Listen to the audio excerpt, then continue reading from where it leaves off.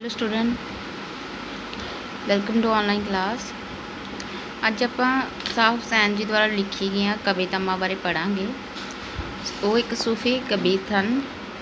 So start करते। सब तो पहले कविता, सब कुछ मेरा तू। रब्बा मेरे हाल दा महरम तू, अंदर तू है बाहर तू है, रोम रोम विच तू। तू है ताना तू है बाना, सब कुछ मेरा तू है ताना तू है बाना, सब कुछ मेरा तू। कहे हुसैन फकीर निमाना, मैं ना ही सब तू।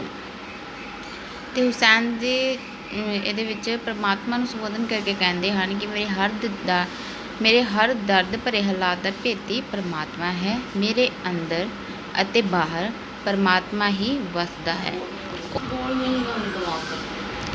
वो मेरे रोम रोम विच वसदा है, अर्थात मेरे अंग अंग विच वसदा है। परमात्मा मेरे शरीर रूपी कपड़े का ताना अते बाना है, बंतर है। मतलब भाव परमात्मा तो बिना मेरे दर्द शरीर का कोई भी वजूद ही नहीं है। शाह हुसैन एक निमाना फकीर है अते निमरता के भाव नाल लिखता है कि मेरे विच मेरा कुछ भी नहीं है। मतलब जो मेरे कोल है वो मेरा नहीं है, सगों जो कुछ भी है वो सच्चे परमात्मा का ही है, तो मेरी अपनी कोई हस्ती नहीं है। अगली कविता पढ़ते हैं। साई जिन्नांदड़े वल, भी जेड़े परमात्मा है जिन्हां दे वल। साई जिन्नांदड़े वल, तिन्हां नूं गम कैदा वे लोका। सही भलियां जो रब वल पाई आईयां, जिन्हां नूं इश्क च रोका वे लोका। इसके दी सिर खारी चाइयां, दर दर देनियां होका वे लोका। कहे हुसैन फकीर साईं दा, लद्दा ही प्रेम च रोखा वे लोका। साईं जिनांदड़े वल तिन्हां नूं गम कैदा वे लोका, हो मैं बारी गम कैदा वे लोका। सो ਇਹਦੇ ਵਿੱਚ हुसैन जी की कहते हैं इस कविता ਦੇ ਵਿੱਚ कि मतलब कि इस दे ਵਿੱਚ एक इस्त्री दी खुद ਨੂੰ एक इस्त्री की तरह पेश किया गया है कि लोगों को संबोधित करके कहते हैं कि जिन्हां दे नाल परमात्मा आप है, मतलब जिन्हां ते परमात्मा की मेहर है, उन्होंने किसी प्रकार का कोई गम या डर भै नहीं हुंदा। वो जीव इस्त्रियां चंगियां हन जिन्हां दे दिल विच रब्बी इश्क दी लंबे समय तो लगी हुई लगन होण करके वो परमात्मा दे प्रेम वाला वनस करन लगियां होईयां हन। मतलब कि परमात्मा का नाम ध्याउंदियां हन। वो अपने सिर ते रब्बी इश्क की टोकरी चुक के दर दर ते जाके प्रभु प्रेम दे वंज का हुक्का दिंदियां हन।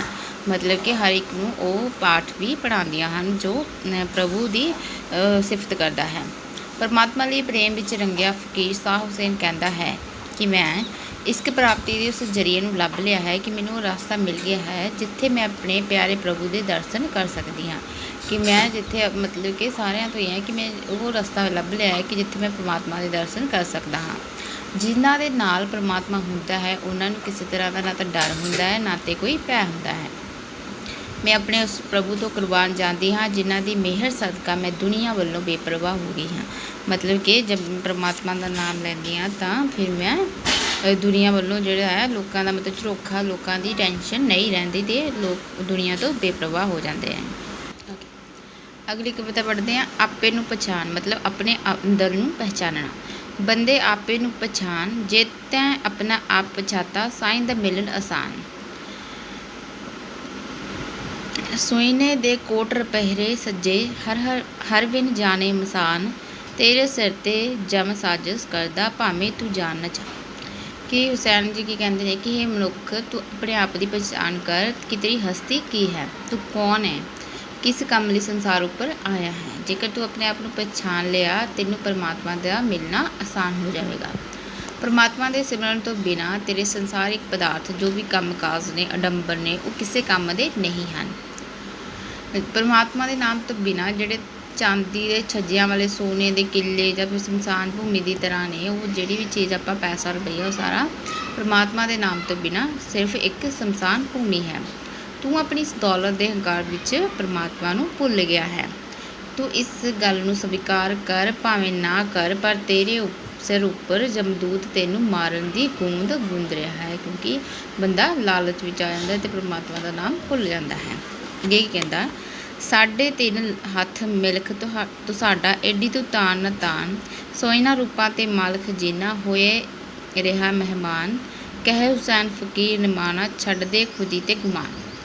ਤੇ ਹੁਸੈਨ ਜੀ ਕਹਿੰਦੇ ਨੇ ਕਿ ਸੰਸਾਰਿਕ ਪਦਾਰਥਾਂ ਦੇ ਵੱਡੇ ਪਸਾਰੇ ਤੇਰੇ ਕਿਸੇ ਕੰਮ ਦੇ ਨਹੀਂ ਹੈ, ਕਿਉਂਕਿ ਜਦੋਂ ਬੰਦੇ ਦੇ ਮਰਨ ਵੇਲੇ ਜਿਹੜੀ ਜ਼ਮੀਨ ਚਾਹੀਦੀ ਹੁੰਦੀ ਹੈ ਉਹ ਸਿਰਫ 3.5 ਹੱਥ ਜ਼ਮੀਨ ਹੁੰਦੀ ਹੈ, ਜੋ ਤੇਰੀ ਅਸਲ ਮਲਕੀਅਤ ਹੈ। ਮਤਲਬ ਕਿ ਸ਼ਮਸ਼ਾਨ ਘਾਟ ਦੀ ਗੱਲ ਹੋ ਰਹੀ ਹੈ, ਜਿਸ ਉੱਪਰ ਤੈਨੂੰ ਮਰਨ ਤੋਂ ਬਾਅਦ ਸਦਾ ਲਈ ਦਫਨਾ ਦੇਣਾ ਹੈ।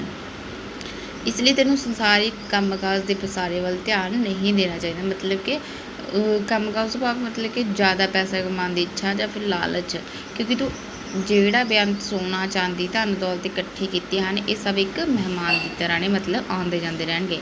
ਜਿਸ ਤਰ੍ਹਾਂ ਮਹਿਮਾਨ ਘਰ ਆਏ ਮਹਿਮਾਨ ਬਹੁਤੇ ਦਿਨ ਨਹੀਂ ਰਹਿੰਦਾ, ਉਸੇ ਤਰ੍ਹਾਂ ਵੀ ਤੇਰੇ ਕੋਲ ਜ਼ਿਆਦਾ ਦਿਨ ਤੱਕ ਨਹੀਂ ਟਿਕਣਗੇ। ਸ਼ਾਹ ਹੁਸੈਨ ਨਿਮਾਣਾ ਫਕੀਰ ਬਣ ਕੇ ਕਹਿੰਦਾ ਹੈ ਕਿ ਤੈਨੂੰ ਸੰਸਾਰ ਦੇ ਪਦਾਰਥਾਂ ਦੇ ਮੋਹ ਨੂੰ ਤੇ ਆਪਣੇ ਹੰਕਾਰ ਨੂੰ ਤਿਆਗ ਦੇਣਾ ਚਾਹੀਦਾ ਹੈ।